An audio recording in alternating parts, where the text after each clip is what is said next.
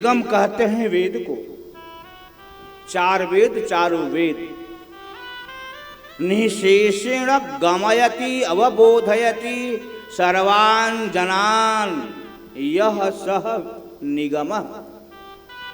जो परब्रह्म परमेश्वर नारायण का निशेष बोध कराता है उसे निगम कहते हैं।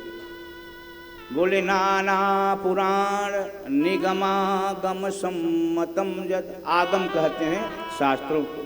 अभी मैं बोला ना मित्र चर्षौ व्याकरण शास्त्र है। मित्री चर्षौ विश्वामित्र जी के लिए आया, यह शास्त्र है। रामायणे निगदितम, और रामायण से केवल श्रीमद् वाल्मीकि रामायणम का ही बोध होता है।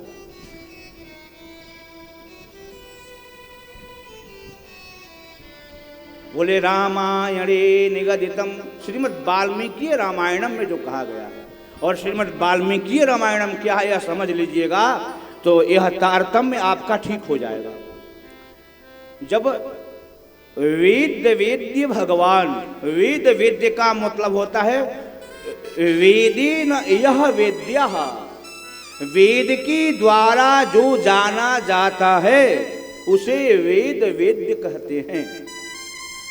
बोले वेद वेद्ये परे पुंसी, वेद से जाने जाने वाले भगवान नारायण जाते दशरथात्मजे, जब दशरथ महाराज के पुत्र के रूप में अवतरित हुए तो वेदः प्राचेत सादासीत साक्षात् रामायणात्मना। तू वेद भगवान सोचे कि जब हमारे आराध्य प्रभु महाराज दशरथ राजा के घर में जन्म लिए तो मैं भी किसी के घर में जन्म लूंगा। तो वह वेद भी ऋषि ब्रह्मर्षि वाल्मीकि के घर में जन्म लिया, उसका नाम हुआ रामायण। जब परब्रह्म महाराज दशरथ के घर में जन्म लिए तो उनका नाम राम हुआ। और जब वह वेद एक महात्मा के कुटिया में जन्म लिया तो उसका नाम हुआ रामायण। अब आप बताइए कि संसार में धनवान बलवान है, महान है, कि विद्वान बलवान और महान है? अखिल लोक में, संपूर्ण सृष्टि में सबसे महान तो केवल विद्वान ही है और वह है ब्राह्मण। कोई कितना भी बड़ा हो जाए, आंख से भोजन नहीं करेगा, कान से भोजन नहीं करेगा, पेट में भोजन नहीं ढुका लेगा, उसको जब भी खाना होगा मुंह से ही खाएगा, जबकि शरीर में 9 छिद्र हैं। ऐसे कहला से ना हो जाए कि के कहा, वहीं से बनकर क्यों आया है। देखो लोग, सोचो लोग, जब नारायण दशरथ के घर में जन्म लेते हैं तो राम नाम बनता है। और नारायण को बताने वाला वेद जब एक ऋषि के घर जाकर कुटिया में, झोपड़ी में जन्म लेता है तो नाम होता है रामायण, मतलब राम का घर, राम जिसमें रहते हैं। बोले वेद वेद्ये परे पुंसी जाते दशरथात्मजे वेदः प्राचेत सादासीत साक्षात् रामायणात्मना। गोस्वामी जी ने कहा कि वो रामायणे निगदितम क्वचिदन्यतोपि।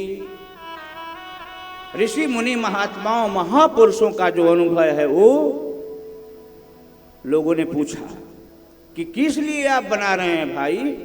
बोले स्वान्तः सुखाय।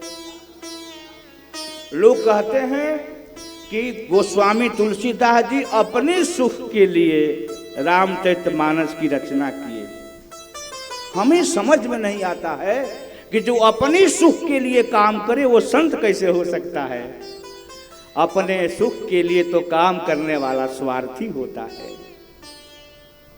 जिसका अपना सुख ही न हो वही संत हो सकता है। स्वांतः किसे कहते हैं? स्वान्तः स्वान्तस्थमीश्वरम।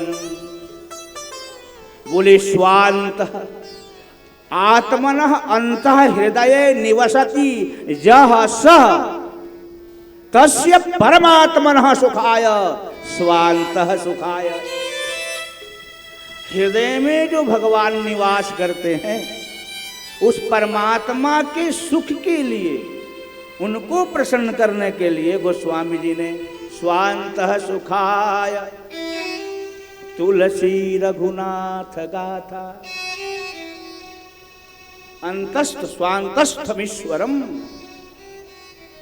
स्वांतः भीतर जो परमात्मा बैठे हैं, वेद कहता है द्वासु पर्णा सजुजा सखाया समानम वृक्षम परिशस्व जाति। बोले स्वान्तः सुखाय तुलसी रघुनाथ गाथा भाषा निबद्ध मति मंजुलमातनोति। उन्होंने स्वाहा सोचा कि सबके हृदय में परमात्मा का निवास है, तो मैं ऐसा ग्रंथ बनाऊं कि सब लोग पढ़ करके इस मानस को, परम लक्ष्य को प्राप्त करें। इसलिए गोस्वामी जी ने एक सूत्र दिया और बड़ा